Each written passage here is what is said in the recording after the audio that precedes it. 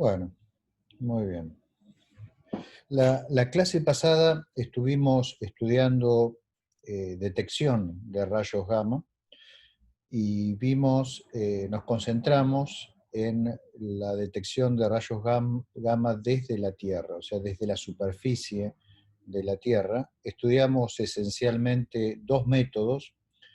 Uno, a través de la detección de la radiación Cherenkov, que las cascadas electromagnéticas que producen los rayos gamma cuando interactúan con la atmósfera, este, esa radiación Cherenkov que se genera por el movimiento de las partículas cargadas de la cascada más rápido que la luz en la atmósfera, puede ser detectada y medida utilizando telescopios de superficie atmosféricos, o sea, telescopios que tienen superficies colectoras, que son espejos esencialmente, y que tienen cámaras para detectar y medir la intensidad de la radiación electromagnética producida por la cascada en la atmósfera.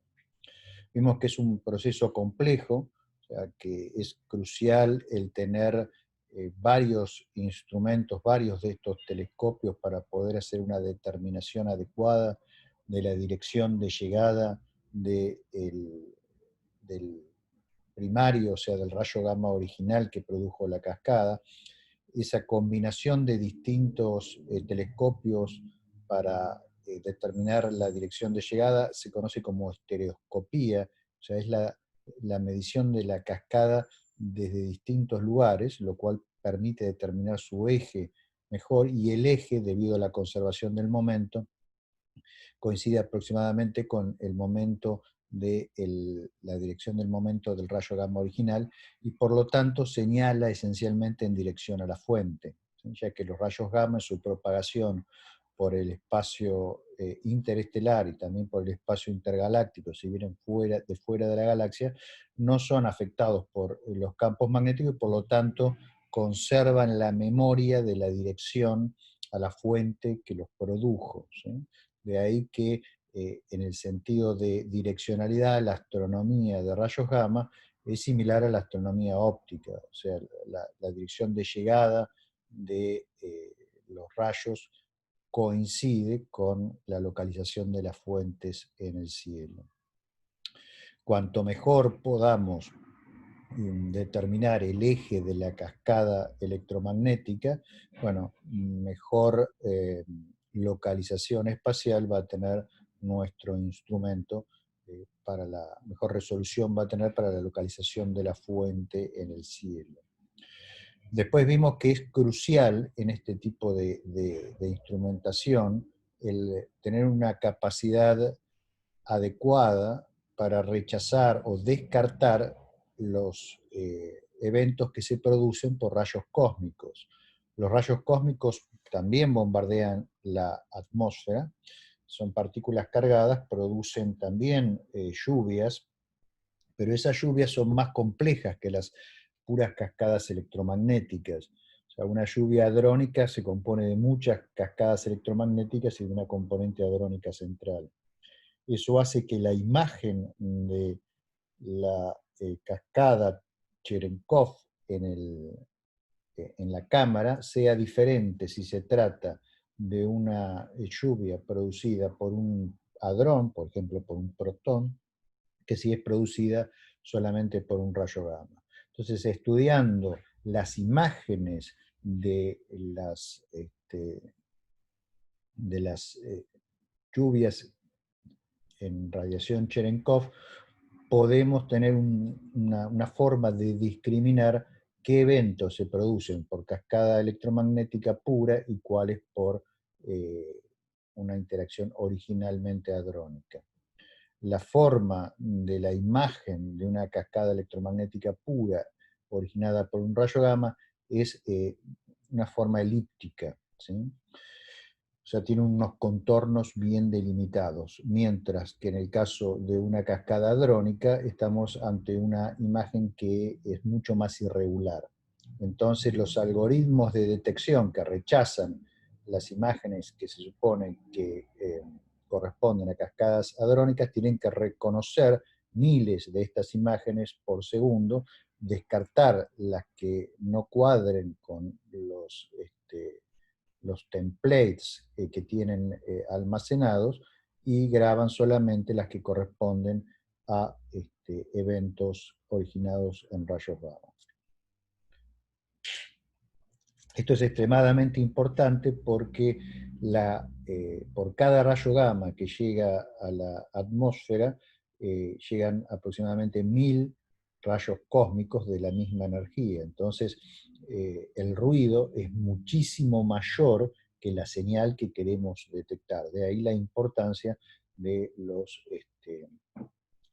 distintos mecanismos que se utilizan para descartar este ruido producido por rayos cósmicos. Además vimos que la señal que recoge el telescopio también depende tiene un ruido, digamos, debido al cielo nocturno en la Tierra, donde hay distintas fuentes de luz en el rango visible y en el ultravioleta que, digamos, pueden aumentar el ruido y disminuir la relación señal-ruido para fuentes de rayos gamma. Entonces se trata de observar en noches sin luna y se trata de tener distintos tipos de algoritmos que permitan descartar ruido producido, por ejemplo, por satélites o por aviones que pasan de fondo. También es el brillo nocturno debido a, por ejemplo, el plano de la galaxia o debido a reflexión de luz de ciudades lejanas en atmósfera, en nubes. También eso, digamos, es ruido que se introduce y disminuye la relación señal-ruido. Entonces estos instrumentos se tratan de localizar en lugares distantes, remotos. Vimos que hay uno en Namibia, hay otro en La Palma, en la zona donde están los grandes telescopios en esa isla de las Islas Canarias. Y en el futuro, en Atacama, se va a construir el Cherenkov Telescope Array en su observatorio austral. El observatorio norte también se está construyendo en este momento en la isla de La Palma. Vimos que ese instrumento, el Cherenkov Telescope Array, va a ser el telescopio de rayos gamma de Tierra más grande del mundo. Va a tener muchos telescopios de diferentes tamaños, un núcleo con 4 telescopios gigantes.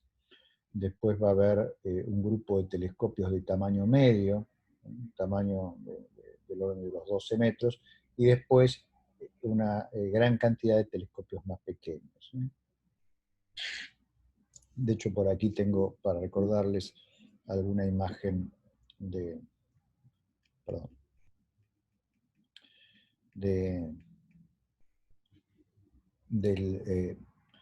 Cherenkov Telescope Array en la versión norte, la de La Palma, pero esto recuerden que es un fotomontaje, ¿sí? Actualmente de estos telescopios gigantes que están aquí solo existe uno, que es este que habíamos visto, les había mostrado alguna imagen, este que está aquí, ¿sí?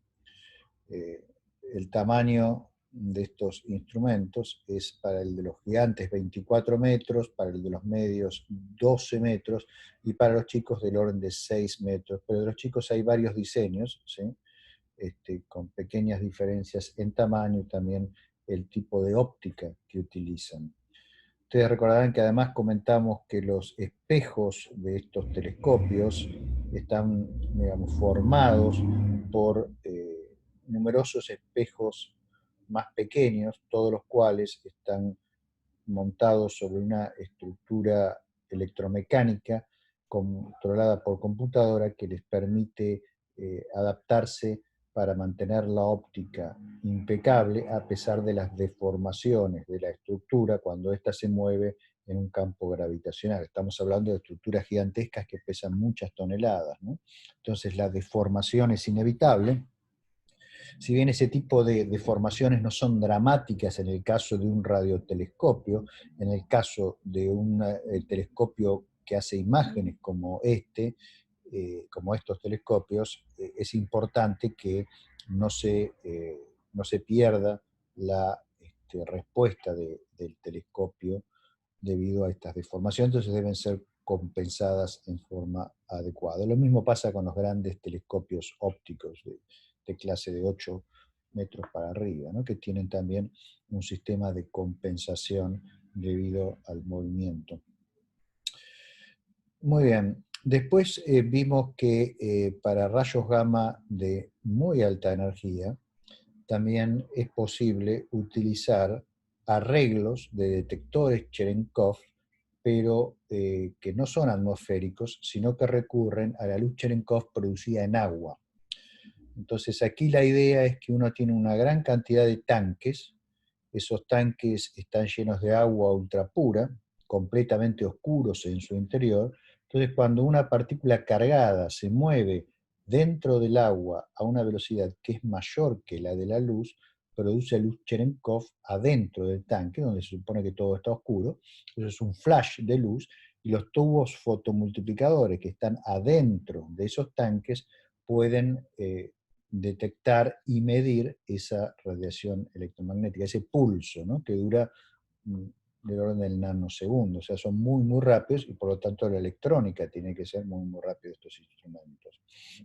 Alguno de ustedes me había preguntado en la clase pasada cómo es que en este caso se hace la discriminación respecto a las cascadas hadrónicas, y yo les comenté que todo este instrumento, en este caso es HAWC, ¿sí? Es el principal instrumento de esta clase en el mundo, está en México, cerca de Tonantzintla, sobre la ladera del volcán de Sierra Negra, y todo el instrumento es como si fuese una gigantesca cámara, o sea, cuando una lluvia electromagnética llega aquí al instrumento, primero se van iluminando algunos tanques, después se iluminan otros, y cada tanque hace como si fuese un píxel de una cámara gigantesca que permite reconstruir la forma de la lluvia y discriminar entonces los eventos producidos por rayos cósmicos de los eventos producidos por rayos gamma.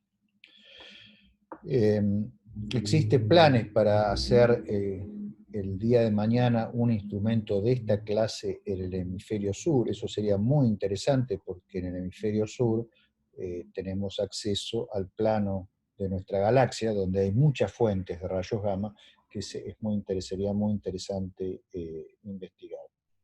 Pero, digamos, las tratativas para un HAWC Sud aún están digamos, en sus etapas muy, muy primerizas. Pero no hay que descartar completamente la idea de que en algún momento, ya sea viniendo a la Argentina, a Salta, la zona de Alto Chorrillos, o bien yendo también a Atacama, puede haber un HAWC Sud. El problema de Atacama es que está a 5.000 metros de altura y este tipo de instrumentos en general está pensado para alturas no tan grandes, ¿no? O sea, tiene que ver eso con el desarrollo de la lluvia, porque aquí lo que buscamos es detectar partículas, ¿sí? No luz Cherenkov directa de la atmósfera, ¿no? Que no, por supuesto, esa luz no penetra en los tanques. Vimos algunos resultados de HAWC, ha descubierto fuentes no identificadas, ha detectado regiones de formación estelar, regiones de formación estelar, digo bien, en particular la región de Cygnus, que es muy, muy rica,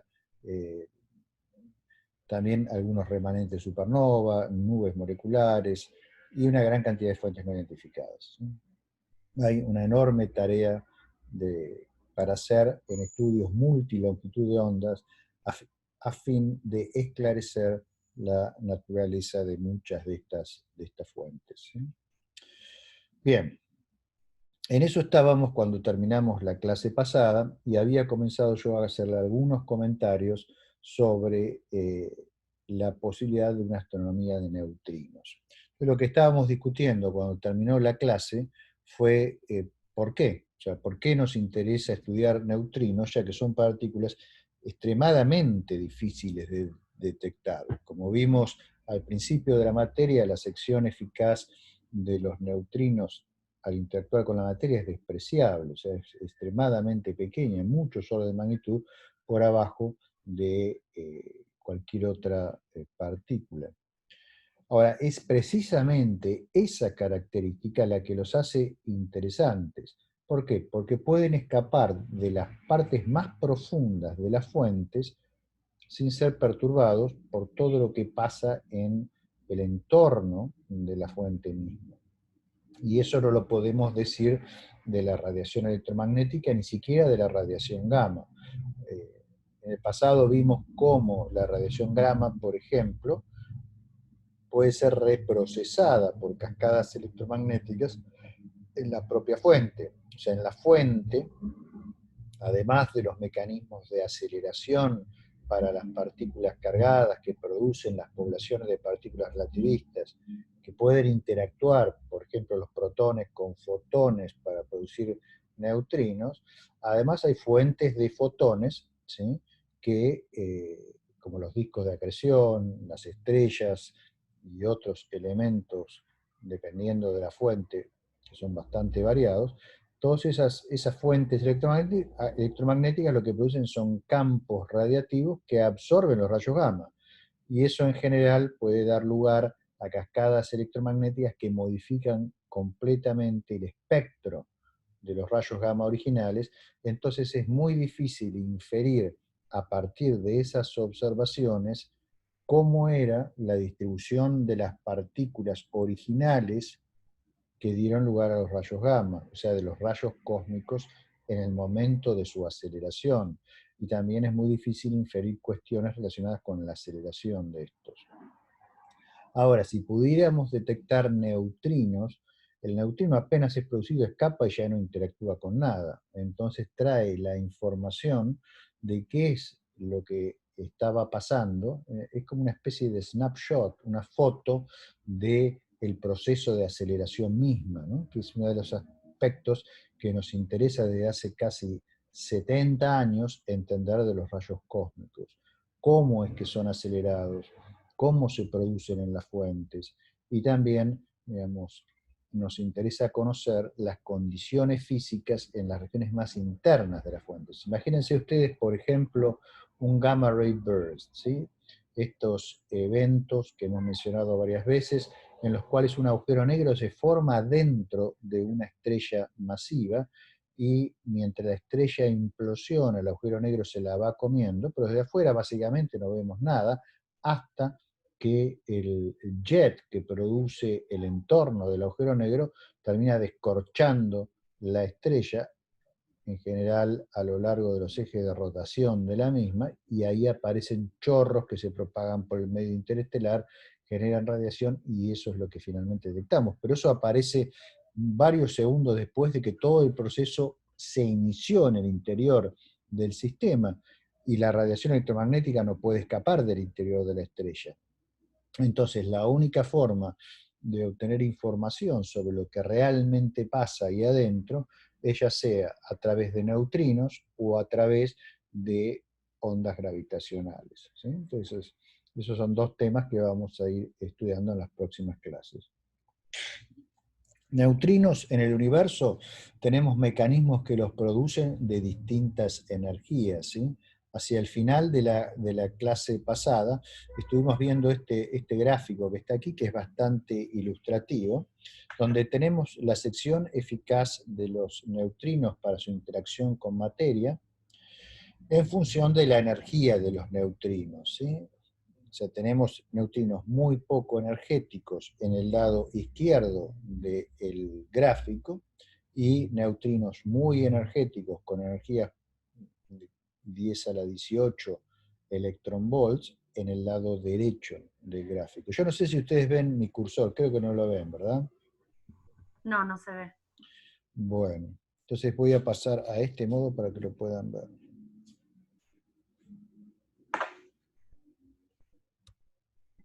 Ay, perdón. Ahí. Entonces, digamos, eventos que ocurrieron en el universo temprano, sin duda han producido neutrinos, ¿no es cierto? Cuando el universo era un plasma ultracaliente, había colisiones de hadrones, esos hadrones tenían energías muy altas y producían neutrinos, y esos neutrinos, bueno, podían escapar y han pasado a formar un fondo cósmico de neutrinos.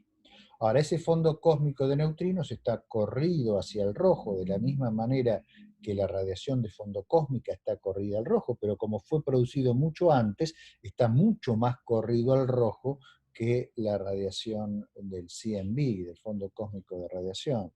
Eso hace que tengan muy poca energía estos neutrinos, ¿sí? O sea, tienen energías que, digamos, están al nivel de por abajo del electronvolt, ¿sí? O sea que prácticamente eso es indetectable. La sección eficaz, piensen, es de 10 a la menos 31, pero 10 a la menos 31 estamos hablando en millibarns, ¿sí? Milésimas de barns, y eso es absolutamente indetectable. Ahora, a medida que vamos acercándonos, digamos, a nuestro sistema solar, empezamos a encontrar fuentes de neutrinos con energías que ya están más cerca de lo que en principio uno podría llegar a detectar, porque la sección FK se va incrementando, como ustedes claramente ven en este gráfico. O sea, el centro de la Tierra, por ejemplo, produce neutrinos. Ahí hay elementos radiactivos, entonces esos neutrinos en principio pueden ser investigados. También tenemos los neutrinos que producimos en nuestros reactores nucleares, que nos permiten hacer muchas experiencias con neutrinos. Ahí tenemos neutrinos con energías del orden de entre 1.000.000 y 100 o más millones de electronvolts. Ya son neutrinos de mega electronvolt, ¿sí? Que bueno, pueden ser estudiados. Más o menos los neutrinos solares están en ese rango de energía. Los neutrinos solares han sido detectados y de hecho a través del estudio de los neutrinos solares se ha podido establecer que los neutrinos, ustedes recuerdan que tenemos tres sabores de neutrinos. Tenemos neutrino electrónico, neutrino muónico y neutrino tau, ¿sí? Que son los conocidos hasta ahora. Bien, esos neutrinos en su propagación desde el Sol hasta la Tierra parece que se superponen y producen una mezcla de distintos estados de masa.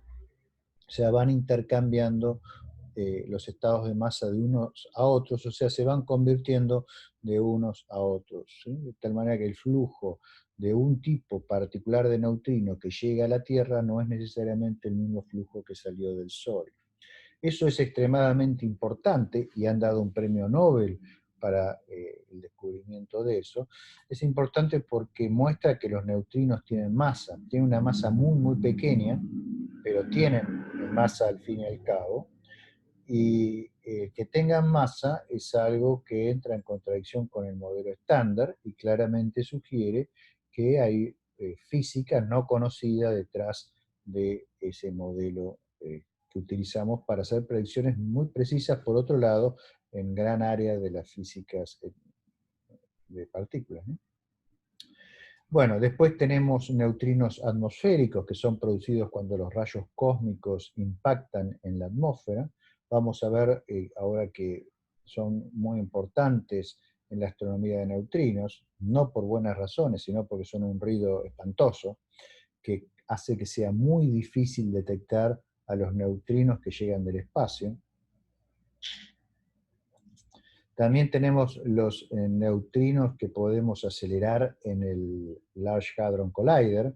En principio podemos hacer nuestros experimentos en el Large Hadron Collider de tal manera que los neutrinos salgan en dirección de un detector de neutrinos que, por ejemplo, puede estar en Italia, ¿sí? En el Gran Sasso, por ejemplo, en alguno de esos detectores de neutrinos.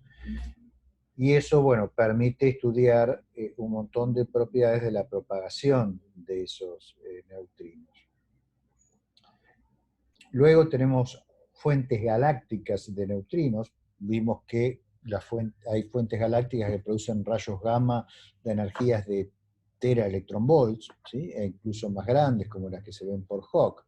Si esos rayos gamma tienen un origen hadrónico, entonces una producción parasitaria de los rayos gamma va a ser la de neutrinos, porque los rayos gamma van a venir del decaimiento de los piones neutros, pero del decaimiento de los piones cargados van a venir también neutrinos. Lo que pasa es que se escapan de la fuente sin mayor interacción.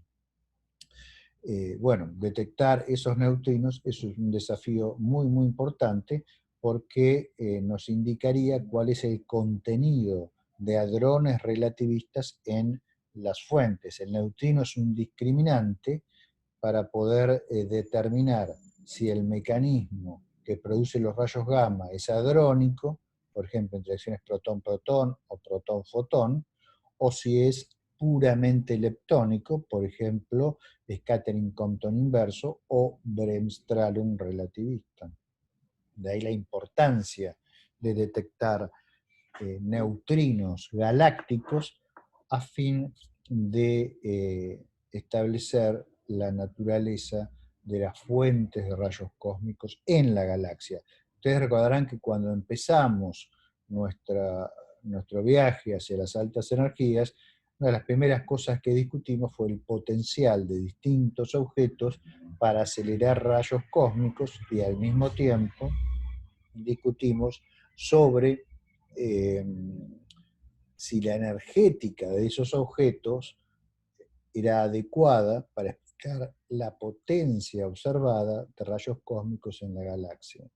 Y nuestra conclusión fue que de los muchos candidatos que hay, todos los cuales deben contribuir en alguna fracción, probablemente los que dominan el espectro, por lo menos hasta energías de la rodilla, 10 a la 15 electronvolt, son los remanentes de supernova, sobre todo los más jóvenes que están en la fase adiabática o al comienzo de la fase adiabática. Ahora, eso, digamos, lo que nosotros esencialmente tenemos para investigarlo es la radiación sincrotrón que producen los electrones en radio y la radiación gamma. La radiación gamma la pueden producir tanto los electrones como los protones. Si nosotros podemos detectar neutrinos, vamos a poder decir qué fracción de esa radiación gamma corresponde a procesos hadrónicos y qué fracción corresponde a procesos leptónicos, de ahí la importancia de la detección de neutrinos provenientes de estas fuentes. Y si vamos al nivel extragaláctico, lo que cambian son las energías. Ahora estamos hablando de protones que deben tener energías de 10 a la 16, 10 a la 17, más grandes que las que produce el Large Hadron Collider, ¿sí? Y cuando interaccionan con fotones van a dar lugar a neutrinos, y esos neutrinos pueden llegar a la Tierra indicándonos cómo son los procesos, digamos, más eficientes en la naturaleza para acelerar partículas. No es posible en la Tierra construir un acelerador de partículas que pueda competir con un núcleo galáctico activo, con un agujero negro supermasivo que lanza un chorro de estas partículas con energías que pueden llegar a 10 a la 20 electronvolts, ¿sí? Que es algo inimaginable para un acelerador de partículas en la Tierra. Entonces, en mi humilde opinión, el futuro de la física de partículas no está en la construcción de gigantescos aceleradores que vayan más allá del Large Hadron Collider a costos exuberantes, sino en la detección de estos neutrinos y la combinación de la detección de neutrinos con observaciones en gamma y en radio, a fin de poder reconstruir a través de la resolución de problemas inversos complejos las situaciones físicas que ocurren en estos aceleradores naturales. Me parece que es más inteligente utilizar a la naturaleza para que haga el trabajo sucio por nosotros que invertir decenas de miles de millones de euros o dólares en construir aceleradores que van a llegar a una pequeña fracción de la que naturalmente se observa, se obtiene en estos objetos naturales, ¿no?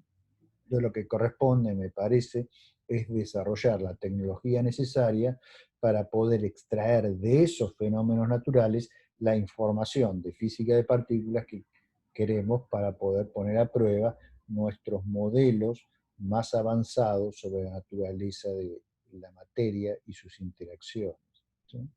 Bueno, con esto espero haberles dado una motivación de por qué es conveniente desarrollar una astronomía de neutrinos. Ahora, el neutrino no lo vamos a detectar directamente, olvídense de eso por su sección eficaz pequeña. O sea, lo que vamos a tener que hacer es ofrecer blancos a esos neutrinos que sean gigantescos, ¿sí?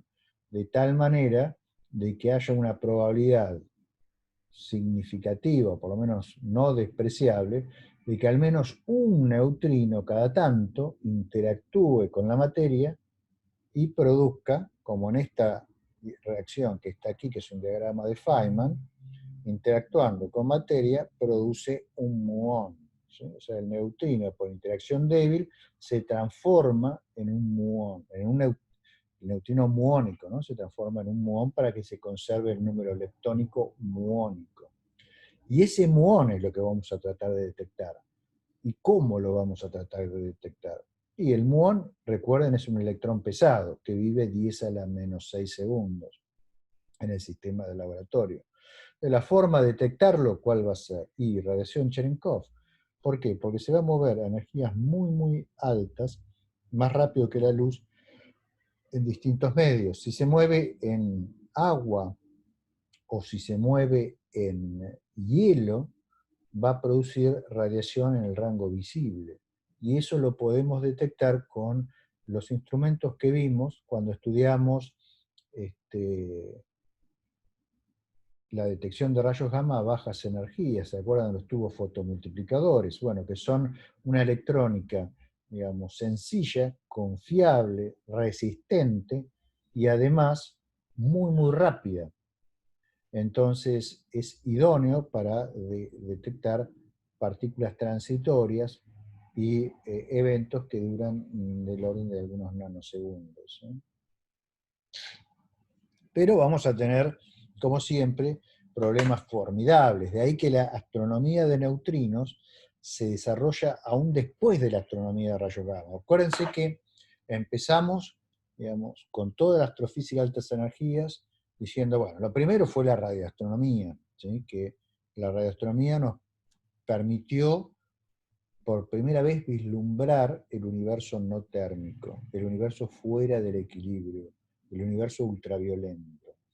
Ahora, para poder obtener información en energías de fotones mucho más altas, como no penetran la atmósfera, hubo que esperar 30 años hasta que tuviésemos la capacidad al menos de ir hasta la estratosfera con cohetes B2 y después al espacio. Y lo primero que se desarrolló fue la astronomía de rayos X.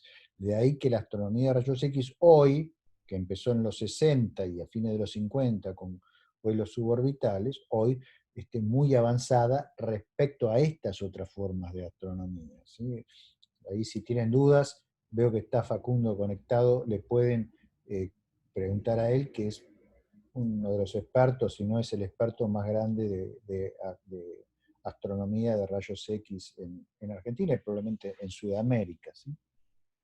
En astronomía de rayos X hoy podemos lograr una resolución espacial, podemos lograr espectros que son inimaginables en astronomía de rayos gamma y mucho menos en astronomía de neutrinos, que es completamente incipiente, ¿no?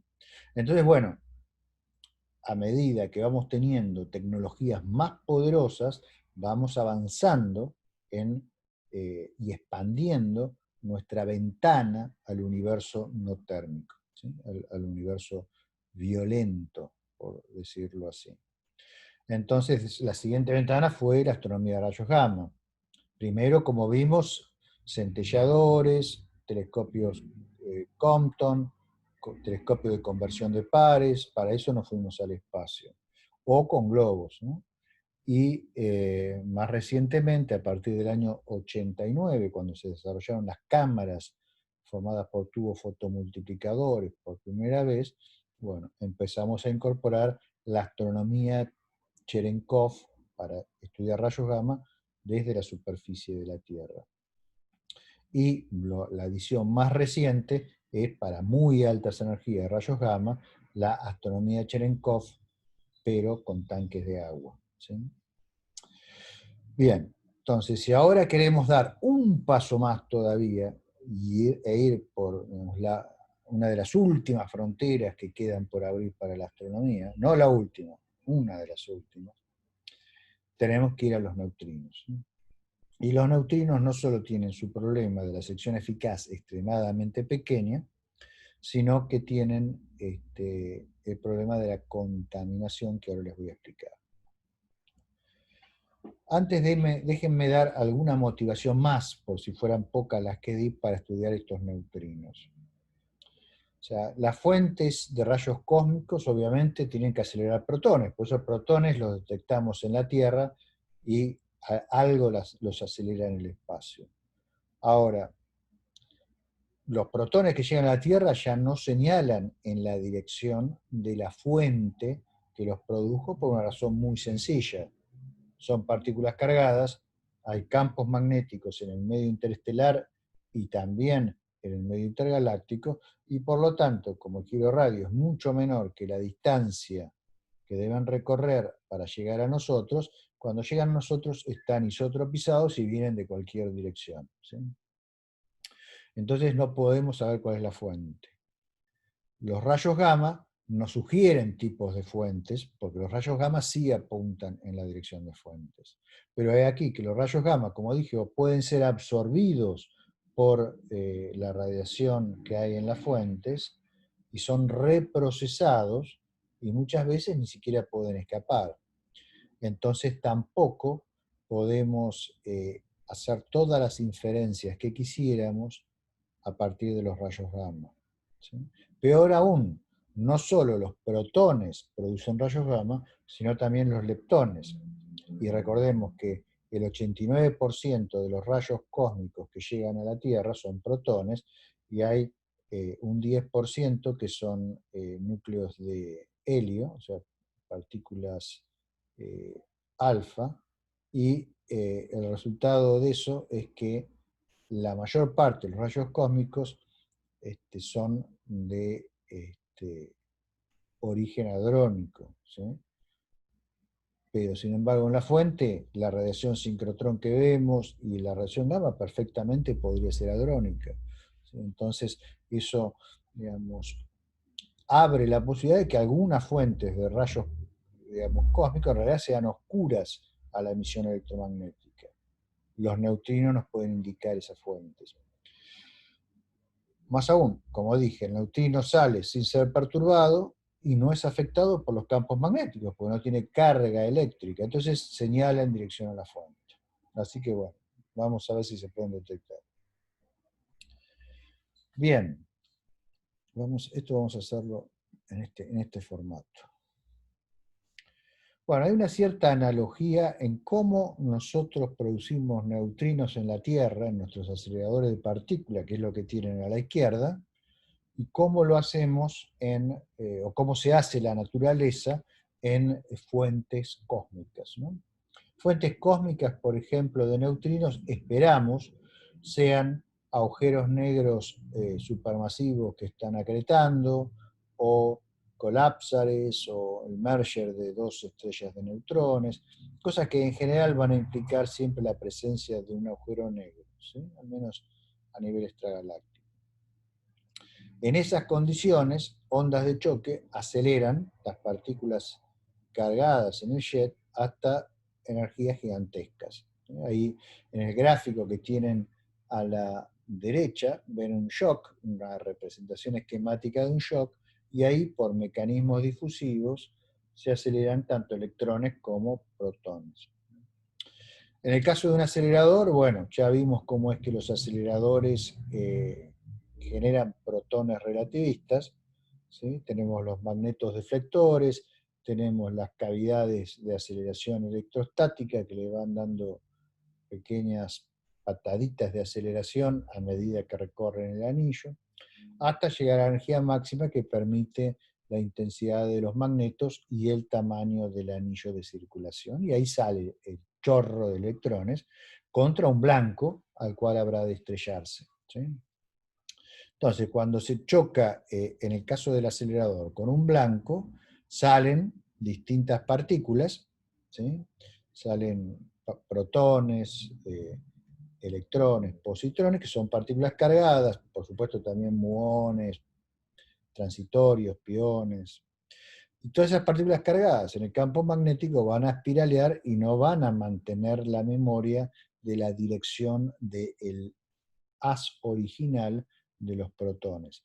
Pero sí los neutrinos. Fíjense que aquí está la trayectoria de un neutrino que una vez que es producido en la zona de impacto ya todo el resto de la materia es transparente a él y se escapa y se va sin ningún tipo de problema. Bueno, en el caso, perdón, en el caso del, del sistema astrofísico, lo que tenemos es que los protones van a interactuar con fotones, eso va a hacer una producción de fotomesones, esos mesones van a decaer, van a dar gamas, van a dar neutrinos muónicos, ¿sí? Y esos neutrinos muónicos van a decaer, van a dar también neutrinos electrónicos, y esa chorrera de neutrinos se va a escapar de la fuente sin más interacciones, mientras que los gamma y las partículas cargadas van a seguir interactuando, ya sea con el campo magnético, las partículas cargadas, ya sea con campos de fotones, los gamma. Bien, entonces hay una cierta similitud entre ambos procesos, ¿sí? Y el espectro original de los protones, antes de sufrir cualquiera de estas pérdidas que van a experimentar, es mantenido por los neutrinos que escapan, ¿sí? Entonces, si podemos detectar esos neutrinos, vamos a inferir cosas del mecanismo de aceleración. Los mecanismos que van a producir estos neutrinos en las fuentes astrofísicas van a ser las distintas interacciones de protones. O sea, el neutrino surge siempre de una interacción hadrónica, nunca de una interacción electromagnética. Entonces vamos a necesitar que los protones colisionen con cosas, por ejemplo, que colisionen con otros protones, como puede pasar, por ejemplo, en un remanente supernova, donde interactúan con la materia barrida por la explosión de la supernova, o en las binarias de rayos X y en algunos microcuásares, donde interactúan con nubes, digamos, que son producidas en las inmediaciones del agujero negro por distintos procesos, algo discutimos ya de eso. Y en el caso de los objetos más extremos, los núcleos galácticos activos, los gamma ray bursts, los microcuásares, donde las energías de los protones pueden llegar a ser muy, muy grandes, entonces lo que podemos tener son interacciones fotohadrónicas que nos produzcan fotomesones, y ahí sale después la producción secundaria de neutrinos. Muy bien. Ahora, ¿cuál es el problema técnico al que el astrónomo de neutrinos se enfrenta? Y de nuevo, el problema es el drama de los rayos cósmicos, ¿no? Supongamos que ustedes tienen, miren aquí el dibujo que está aquí a la derecha, ¿sí? Lo que representa ese dibujo es, voy a cambiar una vez más para poder señalar, lo que representa este dibujo que está aquí es la Tierra, ¿sí? Esto que creo que es color naranja, yo recuerdan que soy daltónico y los colores no los veo, los sospecho, ¿sí? Los infiero por alguna cuestión circunstancial. Creo que esto es naranja, representa la Tierra, ¿sí? Y lo que está acá, que creo que es celeste, representa la atmósfera terrestre, ¿sí? Entonces supongamos que ustedes tienen un detector de neutrinos puesto aquí, enterrado bajo de la Tierra.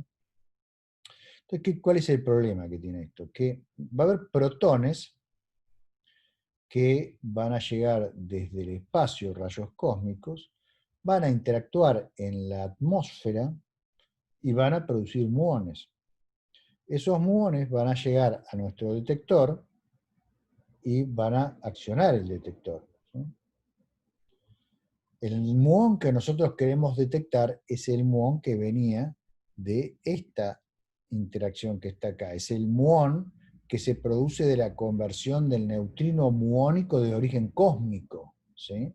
Entonces nuestro problema es, ¿cómo hago para diferenciar en este detector que está aquí los neutrinos, perdón, los muones producidos por neutrinos que vienen del espacio de los muones que son producidos por rayos cósmicos que impactan en la atmósfera? Es todo un tema, porque si ustedes miran a las intensidades relativas, van a ver que esto es un gráfico, fíjense, de ángulo cenital, ¿sí? Aquí el ángulo cenital versus alguna medida en alguna unidad de partículas por centímetro cuadrado, por segundo, por estereoradián, de muones, ¿sí? Entonces fíjense que esto que está representado aquí, ¿sí? Cuando el aparato apunta hacia el cielo, hacia el cenit, es la contribución de los muones que son producidos por rayos cósmicos en la atmósfera. Por eso se llaman muones atmosféricos. Esos muones van a atravesar nuestro detector, ¿sí? Ahora, fíjense que son 1.000.000 de veces más que los muones inducidos por neutrinos en la atmósfera. Tenemos un ruido que es 1.000.000 de veces más que la señal producida por neutrinos que interactúan con la atmósfera. Entonces recuerden, en la astronomía gamma teníamos un drama, que era cómo detectar una señal sobre un fondo que es 1.000 veces más intenso que la propia señal. Vimos que eso demoró el desarrollo de la astronomía gamma de tierra hasta que se tuvo la tecnología de las cámaras y el método discriminador a partir de la forma de la lluvia Cherenkov. Acá el problema es 1.000 veces más grave que en el caso de la astronomía gamma de tierra. 1.000.000 de veces mayor es el ruido que la señal, ¿sí?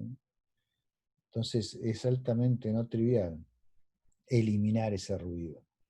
Ahora, hay una forma de hacer eso, de eliminar esa contaminación, y es increíblemente astuta la forma. Un muón es una partícula muy penetrante, ¿sí? Atraviesa nuestro cuerpo, atraviesa nuestra casa, entra por el techo.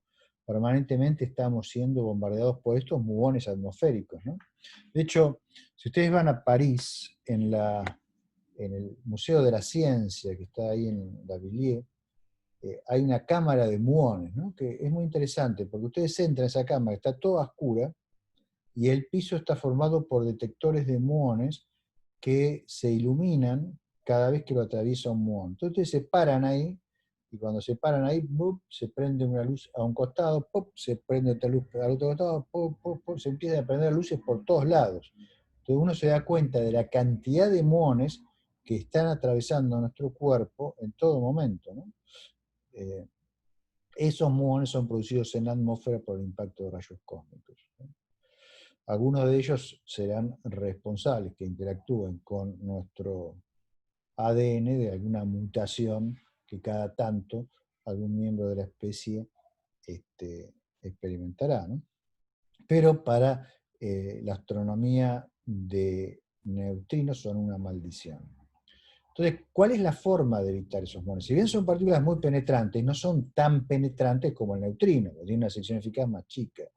Entonces, no son tan penetrantes como para poder atravesar toda la Tierra, ¿sí? Entonces, lo que se ha diseñado es la idea de que un detector de neutrinos no debe apuntar hacia el cielo como un telescopio normal, digamos. Debe apuntar hacia el interior de la Tierra. ¿Por qué? Porque los muones atmosféricos que son producidos del otro lado de la Tierra no van a llegar al detector. Y si yo puedo descartar los que me vienen de la superficie simplemente porque su dirección de llegada es la opuesta a la que estoy mirando, voy a poder reyectar ese fondo de muones creados en la atmósfera por los rayos cósmicos. mirando a través de toda la Tierra. Entonces, un detector de neutrinos que quiera detectar los neutrinos del hemisferio norte, que llegan desde el cielo del hemisferio norte a la Tierra, debe estar localizado en el polo sur y apuntar hacia adentro. ¿Sí? Bueno, eso es muy fácil decirlo, pero es muy difícil hacerlo, porque hay muchas otras cuestiones de detalle, ¿no es cierto? De hecho, el neutrino que vamos a tratar de detectar va a ser un neutrino que produjo un muón relativamente cerca de nuestro detector, que va a tener una enorme masa, ¿sí?, que va a funcionar como conversor del neutrino en un muón. Y lo que vamos a tratar de medir es la radiación Cherenkov producida por ese muón ascendente que viene desde adentro de la Tierra, ¿sí?, en un arreglo de cámaras Cherenkov. De la reconstrucción de la trayectoria del muón vamos a inferir la trayectoria del neutrino original. Y de la cantidad de fotomultiplicadores que se disparen, vamos a poder medir la luz total depositada, que va a ser proporcional a la energía del muón, que a su vez está relacionada con la energía del rayo, perdón, del neutrino original. Y todo esto con el problema adicional de que hay miles y miles de eventos que se están produciendo todo el tiempo, contaminados con millones de eventos que vienen de arriba para abajo, desde la atmósfera, que tienen que ser descartados en tiempo real por la electrónica y por los software de análisis de datos para no ser grabados y no generar la explosión directamente de la capacidad de memoria del instrumento. Entonces, vamos a ver cómo es un detector de neutrinos que mira hacia el centro de la Tierra y que está localizado en el polo sur del planeta. Ese instrumento existe, se completó en el año 2008 en su configuración final, después se le han ido haciendo upgrades, actualizaciones, y se llama IceCube, ¿sí? Es esencialmente un cubo de hielo que está enterrado en la Antártida, en el polo sur geográfico, y que tiene un tamaño de 1 kilómetro cúbico, ¿sí? O sea, el kilómetro cúbico es el tamaño del detector. Imagínense lo que estamos hablando, ¿sí? El detector consiste de lo siguiente. En el polo sur, ¿sí?, uno está sobre tierra firme, o sea, abajo hay tierra firme, pero la capa de hielo que hay depositada sobre esa tierra firme, que no ha sido perturbada durante millones de años, tiene un espesor de casi 3 kilómetros, ¿sí?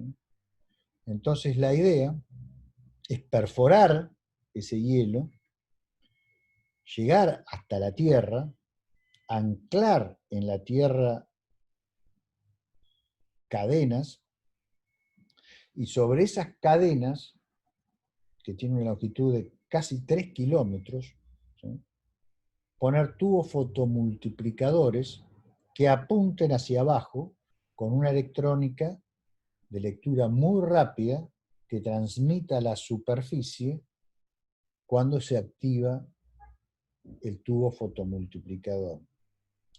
Entonces, de acuerdo a cómo es el patrón de disparo de los distintos tubos fotomultiplicadores, se va a poder inferir si el evento que lo generó es un muón descendente, en cuyo caso no es grabado, o ascendente, en cuyo caso es un candidato a evento generado por un neutrino que venía del espacio.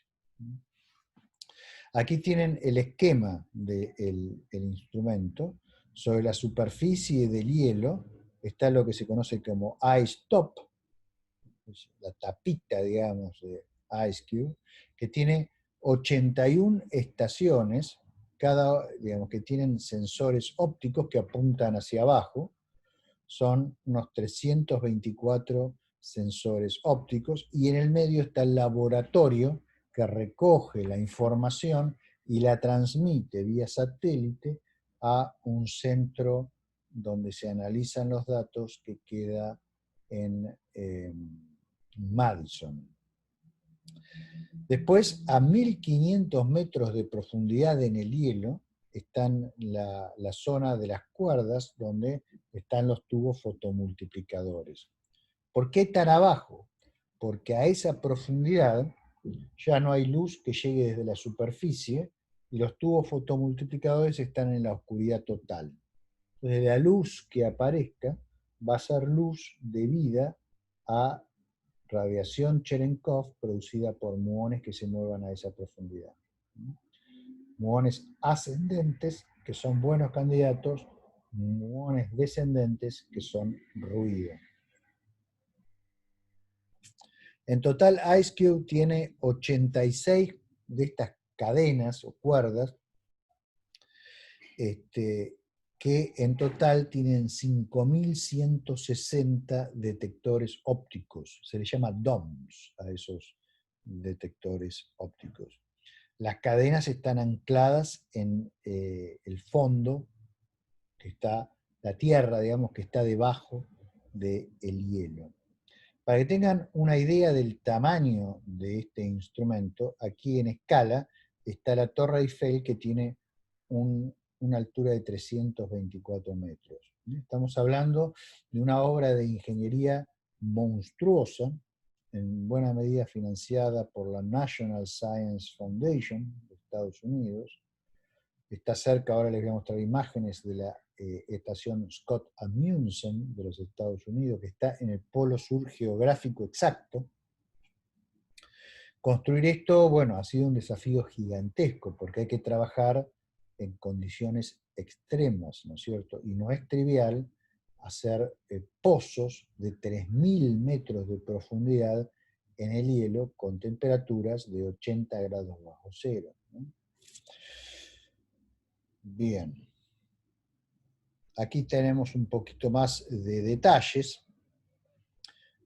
Bueno, aquí está IceTop, que es el laboratorio que colecta los datos, ¿sí?, que está sobre la superficie. Aquí ven la localización en profundidad, a 1500 metros aproximadamente, del instrumento, ¿sí? Recuerden que el instrumento está formado por estas 86 strings, es en inglés. Yo les digo tiras o cadenas, ¿sí? Cada una de esas cadenas tiene 60 de estos dispositivos para detección de luz, que apuntan hacia abajo, esencialmente, ¿no?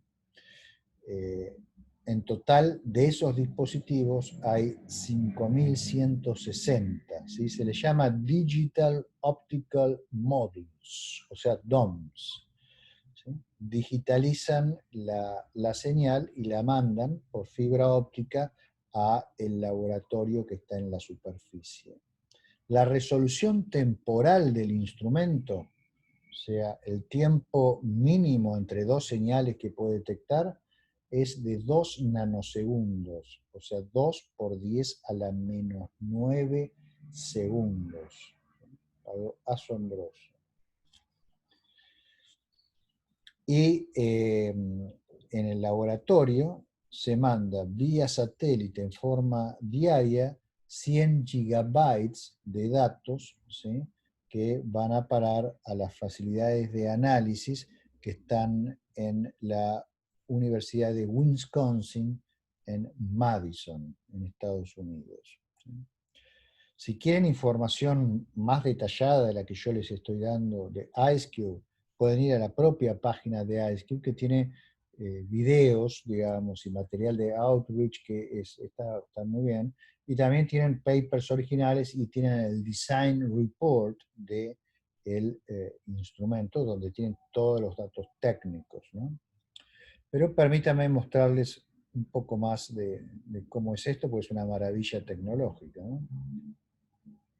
Bueno, el polo sur geográfico está en este punto, aquí, esta es la Antártida, ¿no? Ah, perdón, ustedes no están viendo el cursor. Esta es la Antártida, sí, esta es la península Antártida que reclama Argentina, también Chile. Aquí las bases argentinas están en esta zona, ¿sí? Hay una única base que está aquí, que creo que es Belgrano o Belgrano 2, ahora no me acuerdo del nombre. Pero la base Scott Amundsen está aquí, ¿sí? En el polo sur geográfico exacto, ¿sí? A donde llegaron Scott y Amundsen en su famosa carrera por llegar al polo. Ustedes recordarán que Amundsen fue el que triunfó en esa carrera y Scott falleció en el intento de llegar. La base es gigantesca. Aquí tienen una vista aérea de la base, donde tienen el domo para pasar el invierno, todas las barracas principales, el campamento de verano, ya que en verano hay mucha más gente de la que se queda en invierno, las tareas de construcción se hacen en verano, ¿sí? Entonces, este es el campamento que se muda cada año. Y bueno, y aquí están las otras facilidades. Y como ven, hay una carretera que han hecho aquí que lleva hasta la zona donde está IceCube. IceCube es mucho más grande de lo que se ve, o sea, este es el contorno de la parte externa de IceCube, ¿sí? Tiene, recuerden, 1 kilómetro de lado, o sea, es 1 kilómetro por 1 kilómetro, o sea, 1 kilómetro cuadrado, ¿no? Y enterrado aquí adentro, aquí en el hielo, hacia abajo, está el instrumento en sí. Aquí tiene una visión más ampliada de la zona habitable, digamos, de la base. Está el domo principal, ¿sí? Acá tienen plantas, tienen todas las cosas para pasar el invierno, las barracas principales, laboratorios, partes de provisiones, distintos también instrumentos. Hay muchos experimentos que se están corriendo aquí. Y aquí, fíjense, esta es la localización donde está el cursor ahora del polo sur geográfico. Y fíjense que hay una serie de banderitas acá. Estas banderitas son las banderitas de que cada país que llega al polo sur planta una banderita ahí. Ahí hay una banderita argentina también, hay una banderita chilena. Muy bien. Aquí tenemos una animación de cómo es el mecanismo de IceCube, ¿sí? Entonces, fíjense que aquí están los tubos fotomultiplicadores, estos DOMs, y aquí hay un muón que es generado en este punto, en el hielo, por transformación del neutrino muónico en el muón. Entonces el muón se propaga a través del detector, manteniendo la dirección del neutrino, y al propagarse produce luz Cherenkov, que es esta luz azul que ustedes ven ahí, y esa luz va iluminando distintos tubos fotomultiplicadores. Primero se disparan estos, después estos, y así sucesivamente. Entonces, de acuerdo a cómo es la secuencia de disparo, uno puede reconstruir si el evento viene de arriba para abajo, de abajo para arriba, ¿sí? Y decide si grabarlo o no.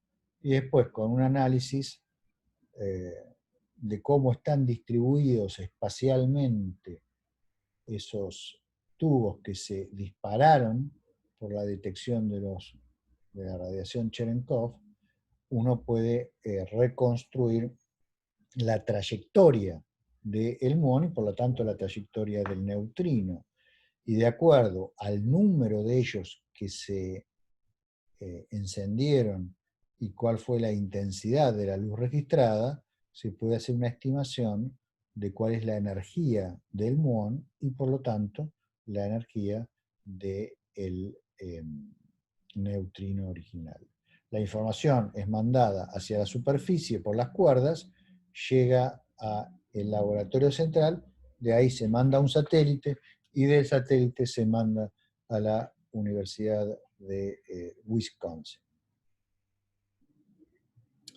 Ustedes se preguntarán, ¿y esos tubos, esos pozos, ¿no? ¿Cómo son? Bueno, aquí tienen uno de estos pozos en el momento que está siendo taladrado, arriba a la izquierda.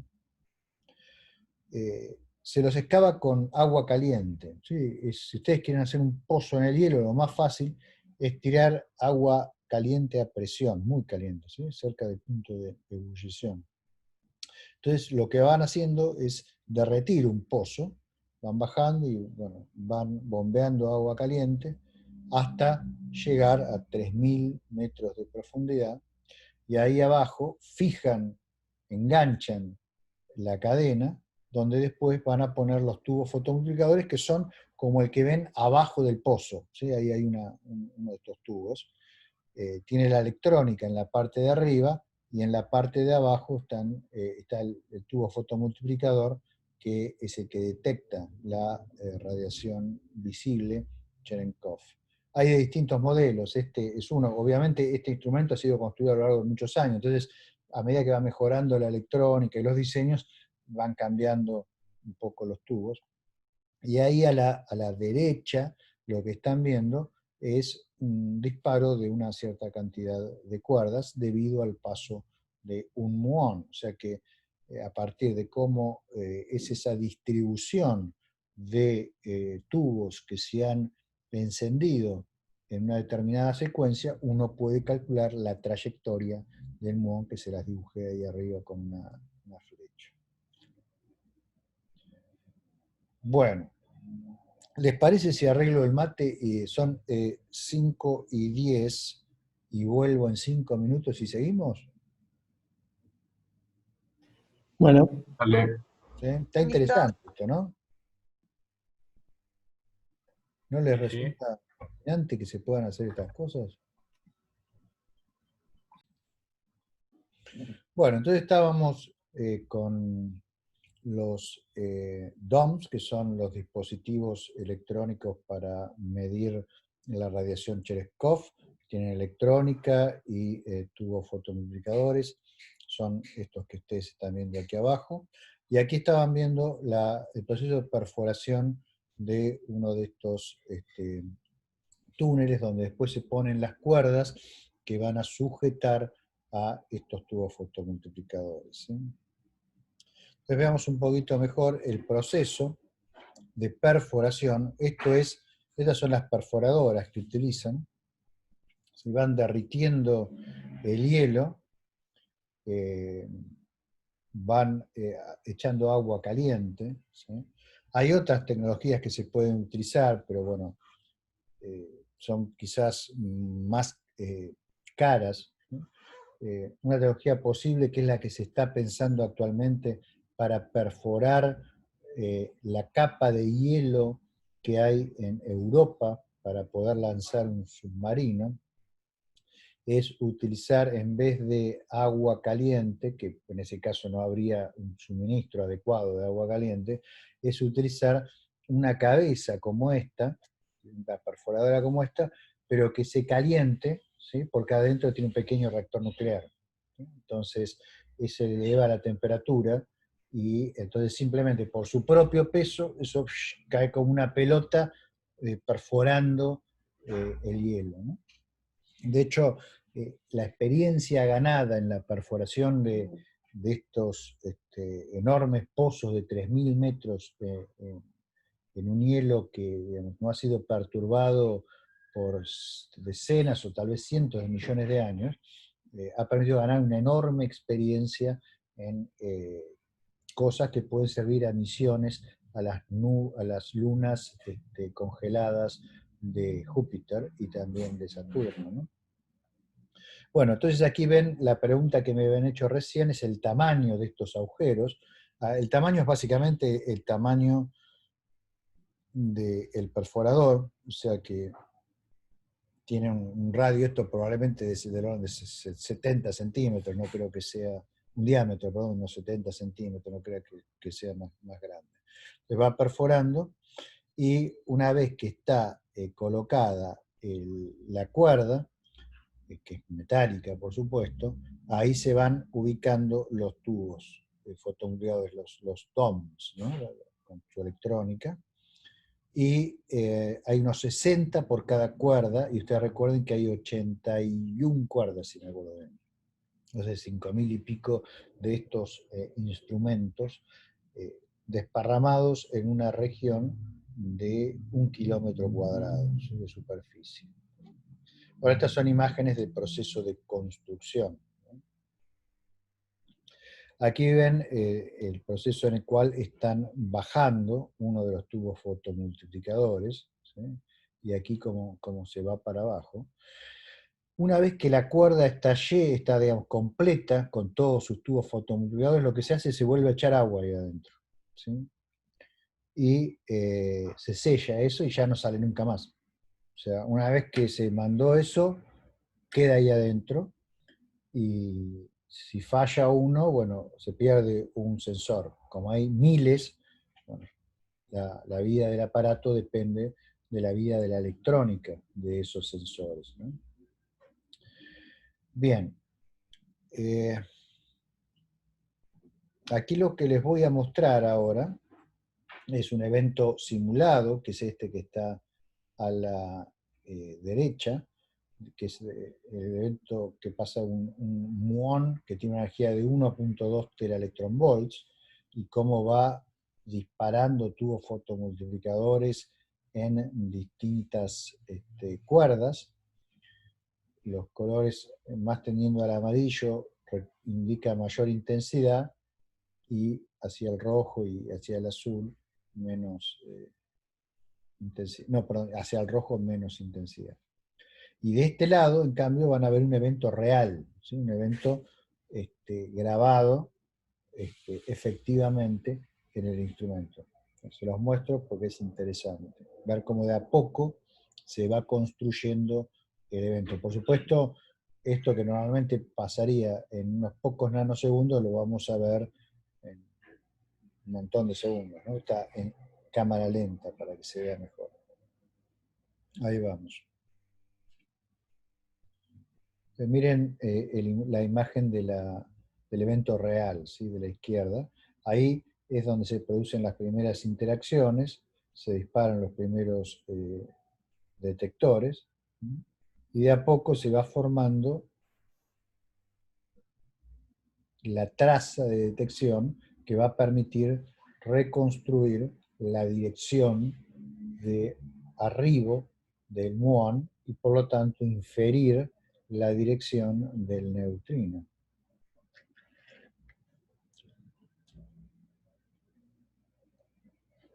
En un simple evento puede haber cientos de DOMs que están siendo activados, como es el caso aquí. Fíjense que en el caso del evento real, se trata de un evento que viene en vuelo rasante, básicamente, ¿sí? O sea, no, viene atravesando buena parte del hielo antártico, ¿sí? Y llega al detector, mientras que en la simulación tenemos un evento que viene desde el otro lado de la Tierra, ¿sí?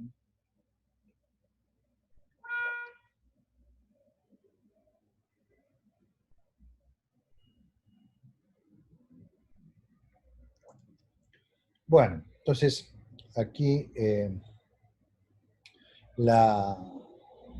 eje de esto, ¿sí? Es lo que va a dar la dirección de llegada. Bueno, sigue un ratito más, pero simplemente se van iluminando más de estos detectores, así que lo corto aquí. Bueno, vieron que había un laboratorio arriba de IceCube, IceTop, en la parte superior. Ese laboratorio es donde se envían todas las señales de todos estos fototubos que se disparan. Piensen que se disparan miles por milésima de segundos, ¿sí? Y bueno, todo eso se recibe ahí, se seleccionan los eventos que quedan y se lanza a un satélite la información que se baja del otro lado, en el otro hemisferio, en el norte, para su análisis final, ¿no? aquí lo que están viendo son 10 milisegundos de datos de IceCube, ¿sí? 10 milisegundos, y lo estamos viendo en varios segundos para poder apreciar algo. Entonces, fíjense que la cantidad de trayectorias que hay ahí, ¿sí? La cantidad de datos que se van generando. La mayoría de esos datos probablemente después sean descartados, ¿sí? Pero tenemos eventos de distintas energías, con todo tipo de direcciones de llegada, y toda esa información tiene que ser analizada, ¿sí? Entonces, uno de los grandes problemas de estos experimentos es la gigantesca cantidad de datos que se genera. Por eso les muestro esta imagen, para que vean que en 10 milisegundos se genera una cantidad de datos espectacular. Bueno, muy bien. IceCube ha funcionado muy bien, tiene varios descubrimientos, quizás los más espectaculares sean el ocultamiento por parte de la Luna del flujo cósmico de neutrinos. O sea, la Luna se interpone a veces con la línea de la visual y hay neutrinos que son absorbidos por la Luna. Entonces, bueno, eso produce una disminución de los muones en la Tierra. Eso se ha medido. Y también en el año 2018 se hizo un claim, ¿cómo se dice en castellano? Un claim, un anuncio, por decirlo así, de la detección del primer neutrino de energías de teraelectronvolt. El instrumento funciona desde aproximadamente 0.1 teraelectronvolt hasta energías de las más altas de los rayos cósmicos, ¿no? 10 a la 20, 10 a la 21 electronvolts. Entonces, un neutrino del orden del teraelectronvolt proveniente del núcleo galáctico activo, que se pudo identificar porque al mismo tiempo el núcleo galáctico activo estaba emitiendo rayos gamma y venía de esa dirección del cielo. Pues la dirección de un neutrino, ¿sí? Un neutrino. Esa es la única fuente extragaláctica de neutrinos detectada a la fecha a estas energías, ¿no? En el pasado se detectó una explosión de supernova, pero energías mucho más bajas, 1987A, con otro tipo de instrumentos, ¿no? Muy diferentes de estos. Bueno, la detección en el hielo no es la única posibilidad. De hecho, si uno quiere observar el hemisferio sur, tendría que irse en principio al polo norte, ¿no? Pero el problema es que abajo del polo norte el polo norte no es un continente sobre el cual está asentada una capa de hielo, ¿no? Entonces, si uno lo perfora, lo que va a pasar después de perforar el hielo es que va a llegar al océano, ¿sí? Entonces no es apto para un instrumento de esta clase. Se ha pensado en alternativas, y la alternativa que se está desarrollando es la detección por radiación Cherenkov, no en hielo, sino en agua. ¿Qué requiere esto? Bueno, requiere aguas cristalinas y requiere profundidades enormes, de tal manera que el océano a esa profundidad sea completamente oscuro. Y entonces uno esperaría detectar muones creados por neutrinos que atravesaron la Tierra e interactuaron con el fondo marino cerca del detector, ¿sí? Esos neutrinos producen los muones se mueven de abajo hacia arriba del fondo del mar y disparan tubos fotomultiplicadores que también están sobre cuerdas, como les muestra esta imagen, este croquis que está acá. Esas cuerdas se mantienen, están ancladas en el fondo del mar y se mantienen tensas por medio de unas boyas gigantescas, ¿sí? Que las mantienen con la tensión adecuada. Y sobre esas cuerdas, de nuevo, mirando hacia abajo, tenemos los tubos fotomultiplicadores. Aquí, bueno, tienen el ejemplo de vamos a hacer así, de un neutrino muónico que interacciona en el fondo marino, crea un muón, el muón atraviesa el sistema y dispara algunos de estos tubos fotomultiplicadores de abajo hacia arriba en sucesión temporal, y eso permite reconstruir la trayectoria del este muón. Bueno, esto se empezó a desarrollar hace ya tiempo. La primera versión de este tipo de detectores, el Pathfinder, como se dice en astronomía observacional, fue un instrumento que se llamó Antares. Después hubo varios instrumentos que trataron de explorar otras tecnologías o mejorar la tecnología. Uno se llamó Nemo, todos nombres marítimos, ¿no? Obviamente. Me llama la atención que ninguno se llame Poseidón. Y en la actualidad, digamos, esos esfuerzos se han unido en un único emprendimiento que se conoce con el nombre de KM3Net. Básicamente eso significa que es un arreglo de 1 kilómetro cúbico, de ahí el KM es de kilómetro, 3 de que está el cubo, ¿sí? Y net que es network. Entonces, bueno, la idea es tener un detector al menos un detector de 1 kilómetro cúbico en las profundidades del océano Mediterráneo. Vamos a ver cómo es la idea de esto. Entonces, el principio básico es el que les dije, llega el neutrino, desde el otro lado de la Tierra, en este caso del hemisferio sur, desde el cielo sur, una fuente que se ve desde el cielo sur, interactúa en el fondo del mar con un átomo y produce un muón. El muón se mueve por el arreglo y dispara tubos fotomultiplicadores que están en esas strings, en esas cuerdas, que están tensionadas por boyas, que son las que están ahí arriba, que se ven en amarillo, en la punta de cada una de esas cuerdas. La electrónica, aquí está fija al piso, antes se iba a la superficie para llevar la electrónica, ¿se acuerdan? Las cuerdas estaban conectadas entre el piso y la superficie. Entonces por fibra óptica se lleva a la superficie la información. Acá, como la cuerda termina en la boya, no podemos llevar la información a la boya, o si queremos llevarla no sirve para nada, ahí porque queda atrapada. Entonces lo que hay es todo un arreglo de cables de fibra óptica en el fondo del mar, que recogen la información y la llevan a la central de análisis que está en la playa. Esto tiene que ser construido a una profundidad tal que ya no haya luz.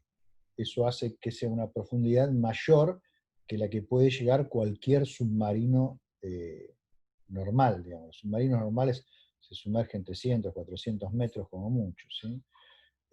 Esto estamos hablando de profundidades del orden de 2000 metros, ¿sí? O sea, solo robots pueden operar, no pueden operar buzos para construir esto, ¿sí? Entonces esto se hace todo por medio de robots submarinos para construirlo. Es un desafío también tecnológico formidable. Desde el punto de vista de la gente que trabaja acá, yo sospecho que estos la pasan mejor que los que están en la Antártida, porque los de la Antártida en invierno se tienen que comer 80 grados bajo cero, mientras que estos están en la playa, en la costa francesa, después están por Sicilia y también están en Grecia, ¿no? Entonces la vida es un poco más relajada para estos. Aquí están las localizaciones de las 3 etapas de este instrumento, que a su vez tiene, o sea, que está descompuesto a su vez en 3 instrumentos, ¿no? Uno se llama Orca, que está cerca de Marsella, ahí lo ven, ¿sí? Donde antes estaba el instrumento Pathfinder, Antares. Ahí el agua es transparente, hay una fosa y a 2500 metros de profundidad se fija la red de cuerdas con sus cámaras, etc. O sea, hay que trabajar a 2500 metros, ¿no? Es algo altamente no trivial hacer eso. Las presiones son gigantescas a esa profundidad. Luego, la segunda unidad, que se llama ARCA, está cerca de Siracusa, en Sicilia, ¿sí? Fíjense que en el azul del mar los colores más oscuros indican mayor profundidad. Ahí hay una fosa, ¿sí? Una fosa de 3.500 metros, y recuerden que esto hay que fijarlo al fondo del mar. Entonces, ahí hay que trabajar a 3.500 metros de profundidad. De nuevo, solo robots pueden trabajar ahí. Y el tercero de las estaciones de KM3 Net, que todavía no está en construcción, va a ir en Grecia, ¿sí? En Pilos, a una profundidad que está entre 4.500 y 5.200 metros de profundidad en el mar. Como las profundidades son diferentes, la ciencia también que se puede hacer es diferente, rangos de energía son diferentes, los arreglos utilizan distintos tipos de cámara, ¿sí? Algunos están pensados para recibir flujos de neutrinos generados en el Large Hadron Collider, por ejemplo, ¿sí? Y hacer experimentos de física muy fundamental. Otros tienen objetivos de detectar cosas que vengan del espacio. Otros están optimizados para materia oscura, intentar detectar materia oscura. O sea, es una física muy compleja.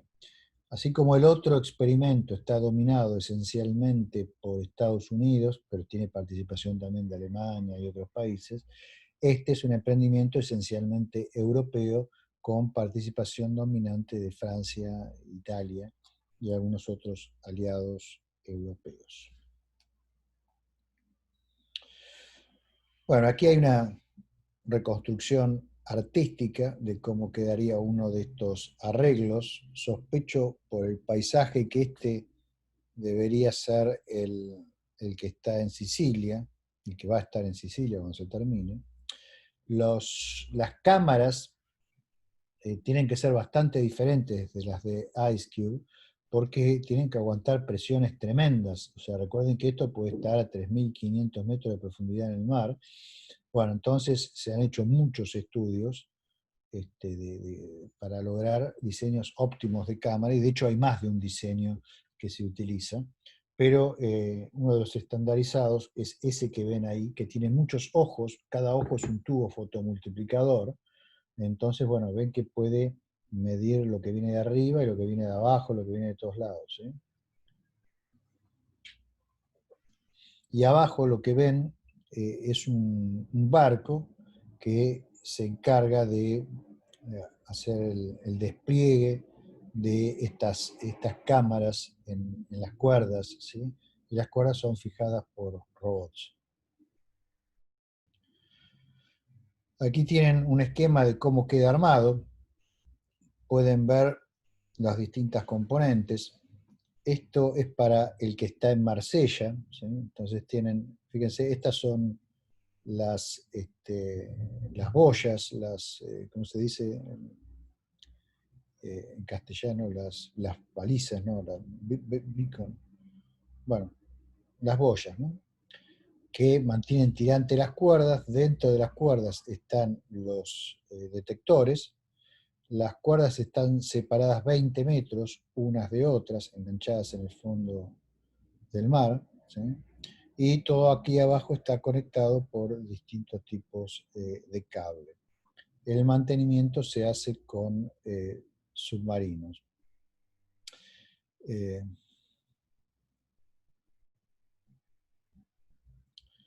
Bueno, aquí tienen una reconstrucción de un evento simulado de cómo se van disparando los distintos fototubos. De nuevo, los colores indican intensidad de la radiación medida, ¿sí? Entonces, bueno, fíjense que puede determinarse en este caso la trayectoria del muón, que de nuevo conserva la trayectoria del neutrino original. Algunos datos sobre KM3Net, cuando esté completo, ¿no?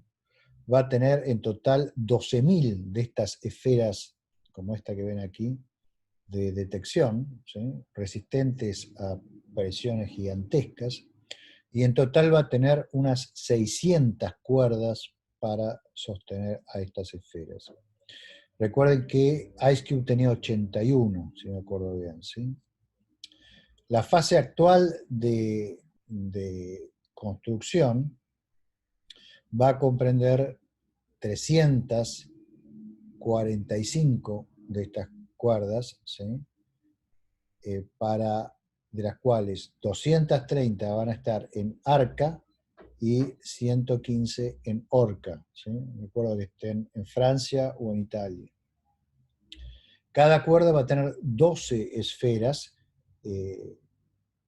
con sensores cada una, ¿sí? Que vieron que cada esfera tiene muchos sensores, ancladas en el fondo del mar y sostenidas por flotadores, ¿sí? De nuevo, a las esferas se las denomina DOM, ¿sí? Por módulo óptico digital en inglés. El modelo estándar tiene 43 centímetros de diámetro de estas esferas, ¿sí? Y tiene 31 tubos fotomultiplicadores de 7.6 centímetros apuntando en distintas direcciones, ¿sí? Todo conectado por fibra óptica para que la lectura sea en tiempo real, ¿sí? En total, los dos primeros instrumentos, Arca y Orca, van a tener 6.210 de estos DOMs, ¿sí? Recuerden que faltarían todavía 5.000 y pico para el más profundo de estos instrumentos, que sería el que estaría en Grecia. Alberto Echegui, WhatsApp the audio. Perdón. Fíjense, Antares, que fue el Pathfinder, ¿sí? Que ahora ha sido incorporado, que ha sido incorporado a la red de el que queda ahí cerca de Marsella, tenía una estructura de este tipo. Acá tienen un croquis de cómo era Antares, estaba a 2.500 metros también de profundidad, está conectado a la estación de la costa. Los módulos ópticos eran mucho más sencillos, eran simplemente 3 tubos fotomultiplicadores que miraban para abajo, nada más, no eran estos nuevos multidireccionales, y el tamaño de las cuerdas era de unos 300 metros de alto y estaban separadas 60 metros, ¿sí? Ahora, actualmente, están separados por mucho menos y el arreglo es mucho más denso, ¿sí? Bueno, este es el tipo de submarinitos que se usan para trabajar, ¿sí? Son, digamos, para grandes profundidades y tienen como unas manitos robóticas. Entonces, arriba del barco hay operadores que manejan el submarino y bueno, hacen todo el trabajo ahí abajo. No hay luz aquí abajo, ¿no? O sea que hay que iluminar todo para el proceso de construcción. Para la etapa de detección digamos, se apaga todas las luces y solo va a brillar la señal de la luz Cherenkov del muón.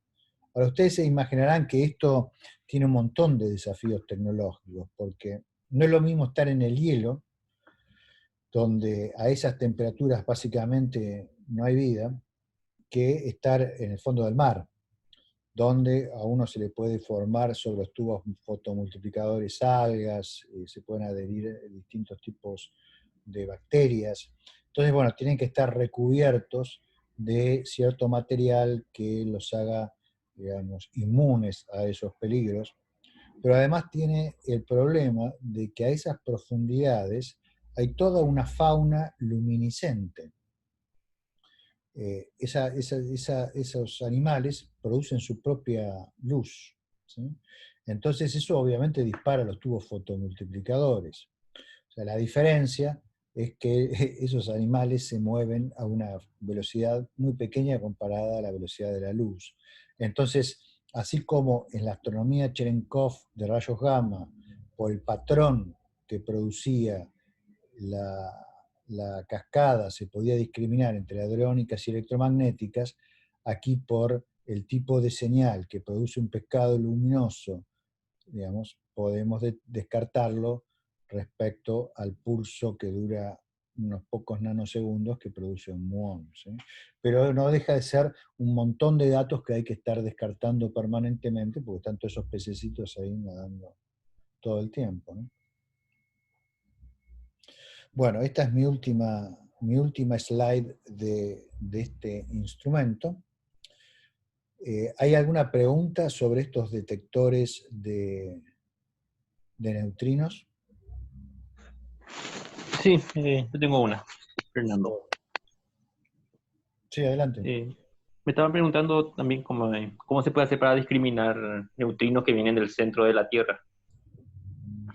Como te dijo, cómo se Sí, discriminan lo de la los atmósfera. neutrinos, sí, porque estos aparatos están optimizados para detectar neutrinos con energías de aproximadamente 100 gigaelectronvolts hasta las más altas, que son de 10 a la 20, 10 a la 21 electronvolts, ¿sí?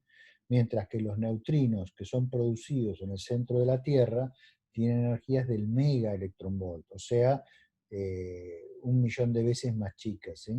Entonces, no hay ningún tipo de problema porque caen fuera del rango de energía en el cual opera el instrumento. Lo Ok, mismo gracias. neutrinos que vengan de una central nuclear que pueda estar por ahí, ¿sí? Ok, entiendo. ¿Alguna otra pregunta o consulta? Profe, una consulta. Cuando nos mostró la simulación de los 10 milisegundos, que había tanta cantidad de datos, Sí. ¿cómo se hace para discernir, digamos, la trayectoria de cada uno, vendría a ser? Bueno, eso es un problema al cual se va enfrentando la ciencia cada vez más, que es manejar enormes cantidades de datos, ¿sí?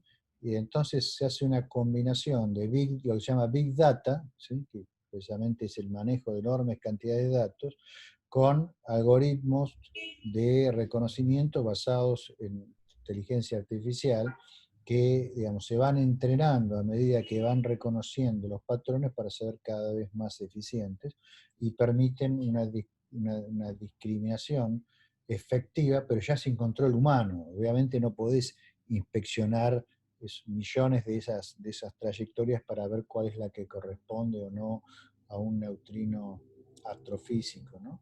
Entonces, hay algoritmos muy, muy complejos que se dedican a hacer eso con facilidades computacionales gigantescas. De ahí que el análisis no se hace in situ, no se hace en la Antártida, sino que se envía allá a Madison y ahí, digamos, hay supercomputadoras que se dedican a analizar eso. O sea, toda la parte de data análisis de esto es extremadamente compleja, ¿no? O sea, y solo es posible gracias a los avances de los últimos 15 años en Big Data y en inteligencia artificial. Perfecto, gracias. De nada. ¿Alguna más? Bueno, si no hay... Ah, sí, Agustín. Sí, quería hacerte un comentario sobre los datos, los colores y los tamaños de las burbujas, porque creo que los colores indican en qué tiempo fue detectada la luz y los tamaños indican la intensidad. Perfecto, sí, sí, puede ser. Las convenciones cambian, porque no es lo mismo IceCube que Antares, que lo que era Antares, que es KM3Net, pero sí, el tamaño puede ser proporcional a la intensidad y el color, ¿a qué me dijiste que pensás que es el color? El color es qué se detectó primero. Por eso, por ejemplo, cuando vos tenés Time. un double bang, claro, empieza en rojo el primer bang y después bueno, que no se detectó, ¿no? Y el segundo bang, Por ejemplo, en este caso viene de arriba para abajo y no de abajo para arriba. claro, pareciera que sí. Sí, sí. Y en este, a ver, en este que era real, vamos a ver. Y en ese me parece que vi creo que es de estas no sé si es el mismo evento, me parece que es un... No, esto es una simulación, el primero era una simulación y esto es un evento real. Pasa que estos son todos del mismo color. Yo como soy daltónico, no puedo diferenciar los colores. Ah, claro, claro, sí, no. Así que no me doy cuenta, digamos, para mí todos esos colores son iguales. Claro. ¿Sí? En Sí, cambio, empezó rojo. puedo diferenciar Yo- azul de amarillo, eso sí, pero ahí no veo ningún azul. No, porque los azules vienen a lo último. Empiezan en rojo y lo último que se detecta es azul. Y el tamaño indica la intensidad. Y en ese caso me parece que es un neutrino del electrón, por la, es como una lluvia, como una, ay, no me sale la expresión, pero no es como un muón que pasa, sino que lo que se ve ahí es la lluvia de partículas generada, la hadron shower. Vos decís que esto es una lluvia generada no por un muón, sino por la interacción de un protón dentro de el... ¿Cómo No, se es llama? No. de un neutrino del electrón que generó un electrón. Vos decís que eso está generado por un electrón creado en el hielo. Sí, me parece que sí. Por los tipos de. O sea, hay tres tipos de cosas que se pueden detectar. Cuando tenés el muón, que ves la traza, una traza recta, pero cuando tenés un neutrino del tau que interactúa, vas a ver eh, dos esferas, como esa que está ahí en el evento real, pero eso todavía no se detectó, y la del neutrino del electrón se ve esto de aquí. Esto de aquí, Este, ¿cuál sería? Perdón. no, lo del evento real, digamos. Sí, bien. Bueno, o sea, la cuestión es que con la secuencia de disparo y con la intensidad de la radiación detectada por los fototubos, se reconstruye la dirección y se reconstruye la energía de la partícula que disparó, que causó la iluminación del arreglo. Básicamente es eso, ¿sí? Más allá de la convención de los colores tamaños. ¿Sí? Pero muchas gracias por la aclaración. ¿Vos trabajaste en IceCube, Agustín? En detecciones, no. No, pero yo esto me acuerdo que nos lo enseñaron en la escuela que fuimos, bueno, con Pablo, en Ah, Brasil. la de Brasil, ¿no? Sí, sí. Que había un tipo que laburaba en esto, que es de Perú, que la tenía muy clara, y nos contó eso, y bueno, en ese momento, que fue el año pasado, yo no lo sabía. Claro, Pero no, nunca trabajé en nada del detector en sí, salvo datos ya procesados, ¿no? claro. Bueno, muy bien. Son -5, chicos. Si no tienen más preguntas, yo lo que diría, porque ahora, digamos, lo que correspondería es que empiece a hablar de detección de rayos cósmicos, que es la siguiente frontera, ¿sí? Lo que viene es así, rayos cósmicos y después ondas gravitacionales, que ya la última frontera de la detección de procesos que se originan en fenómenos altamente no térmicos, ¿no? Entonces no tiene sentido que empiece por 5 minutos con detección de rayos cósmicos. Lo que les propongo entonces es reencontrarnos el jueves. Arrancamos con rayos cósmicos, seguramente lo vamos a poder ver todo. Y empezamos, aunque no vamos a poder terminar porque ya es un tema más extenso, con los detectores de ondas gravitacionales, ¿sí? Que terminaremos el martes de la otra semana. Y después ya la siguiente semana veríamos fuentes, ¿sí? Y yo creo que para fin de mes ya terminamos la materia. Después de fuentes fuentes serán 2 clases, ¿sí? Y después viene una clase más con algunos comentarios cosmológicos y una recapitulación de todo, y ahí ya estaríamos hacia fines de noviembre, terminamos. ¿Sí? ¿Les parece?